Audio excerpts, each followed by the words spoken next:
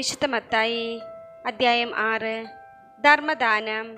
മറ്റുള്ളവരെ കാണിക്കാൻ വേണ്ടി അവരുടെ മുമ്പിൽ വെച്ച് നിങ്ങളുടെ സത്കർമ്മങ്ങൾ അനുഷ്ഠിക്കാതിരിക്കാൻ സൂക്ഷിച്ചുകൊള്ളുവേൻ. അല്ലെങ്കിൽ നിങ്ങളുടെ സ്വർഗസ്ഥനായ പിതാവിങ്കൽ നിങ്ങൾക്ക് പ്രതിഫലമില്ല. മറ്റുള്ളവരിൽ നിന്ന് പ്രശംസ ലഭിക്കാൻ കപടനാട്യക്കാർ സിനഗോഗുകളിലും തെരുവീഥികളിലും ചെയ്യുന്നത് പോലെ നീ ഭിക്ഷ കൊടുക്കുമ്പോൾ നിന്റെ മുമ്പിൽ കാഹളം മുഴക്കരുത്. സത്യമായി ഞാൻ നിങ്ങളോട് പറയുന്നു, അവർക്ക് പ്രതിഫലം ലഭിച്ചു കഴിഞ്ഞു. നീ ധർമ്മദാനം ചെയ്യുമ്പോൾ അത് രഹസ്യമായിരിക്കേണ്ടതിന് നിന്റെ വലത്തുകൈ ചെയ്യുന്നത് ഇടത്തുകൈ അറിയാതിരിക്കട്ടെ. രഹസ്യങ്ങൾ അറിയുന്ന നിന്റെ പിതാവ് നിനക്ക് പ്രതിഫലം നൽകും. പ്രാർത്ഥന. നിങ്ങൾ പ്രാർത്ഥിക്കുമ്പോൾ കപടനാട്യക്കാരെ പോലെ ആകരുത്.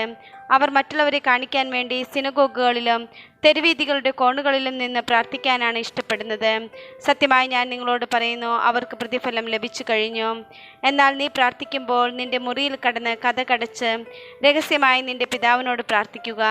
രഹസ്യങ്ങൾ അറിയുന്ന പിതാവ് നിനക്ക് പ്രതിഫലം നൽകും. പ്രാർത്ഥിക്കുമ്പോൾ വിജാതീയരെ പോലെ നിങ്ങൾ അതിഭാഷണം ചെയ്യരുത്. അതിഭാഷണം വഴി തങ്ങളുടെ പ്രാർത്ഥന കേൾക്കുമെന്ന് അവർ കരുതുന്നു. നിങ്ങൾ അവരെ പോലെ ആകരുത്. നിങ്ങൾ ചോദിക്കുന്നതിന് മുമ്പ് തന്നെ നിങ്ങളുടെ ആവശ്യം നിങ്ങളുടെ പിതാവ് അറിയുന്നു. യേശു പഠിപ്പിച്ച പ്രാർത്ഥന. നിങ്ങൾ ഇപ്രകാരം പ്രാർത്ഥിക്കുവിൻ: സ്വർഗസ്ഥനായ ഞങ്ങളുടെ പിതാവേ, അങ്ങയുടെ നാമം പൂജിതമാകണമേ. അങ്ങയുടെ രാജ്യം വരണമേ. അങ്ങയുടെ ഹിതം സ്വർഗത്തിലെ പോലെ ഭൂമിയിലുമാകണമേ. അന്നു വേണ്ട ആഹാരം ഇന്ന് ഞങ്ങൾക്ക് നൽകണമേ.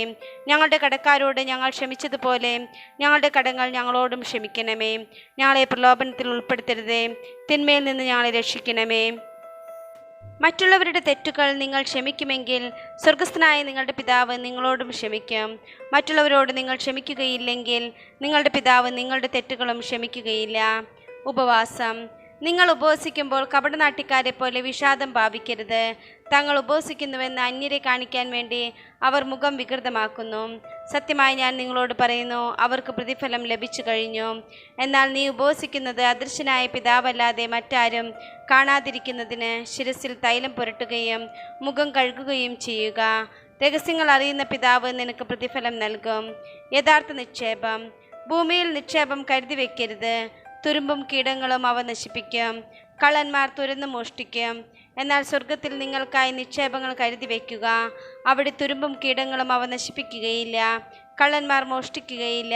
നിങ്ങളുടെ നിക്ഷേപം എവിടെയോ അവിടെയായിരിക്കും നിങ്ങളുടെ ഹൃദയവും. കണ്ണ് ശരീരത്തിൻ്റെ വിളക്ക്. കണ്ണാണ് ശരീരത്തിൻ്റെ വിളക്ക്. കണ്ണ് കുറ്റമറ്റതെങ്കിൽ ശരീരം മുഴുവൻ പ്രകാശിക്കും. കണ്ണ് ദുഷ്ടമാണെങ്കിലും ശരീരം മുഴുവൻ ഇരുണ്ടു പോകും. നിന്നിലെ പ്രകാശം അന്ധകാരമാണെങ്കിൽ അന്ധകാരം എത്രയോ വലുതായിരിക്കും. രണ്ട് യജമാനന്മാരെ സേവിക്കാൻ ആർക്കും സാധിക്കുകയില്ല. ഒന്നുകിൽ ഒരുവനെ ദ്വേഷിക്കുകയും അപരനെ സ്നേഹിക്കുകയും ചെയ്യും, അല്ലെങ്കിൽ ഒരുവനെ ബഹുമാനിക്കുകയും അപരനെ നിന്ദിക്കുകയും ചെയ്യും. ദൈവത്തെയും മാമോനെയും സേവിക്കാൻ ആർക്കും നിങ്ങൾക്ക് സാധിക്കുകയില്ല. ദൈവപരിപാലനയിൽ ആശ്രയിക്കുക.